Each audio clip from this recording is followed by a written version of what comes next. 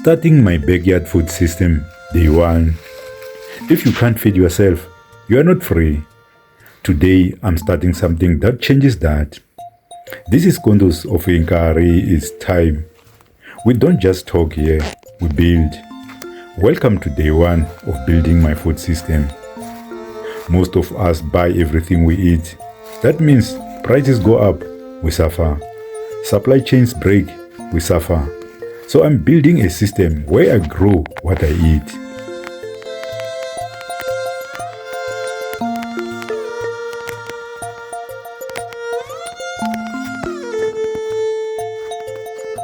The space. This is the space I'm working with. I've divided it into zones. Zone 1, crop beds. Zone 2, compost area. Zone 3, pathways. No stepping on beds. Protect the soil. The system explained. Here is the structure. Raised beds for control. Mulch to keep moisture. Companion planting to reduce pests. And most important, soil health.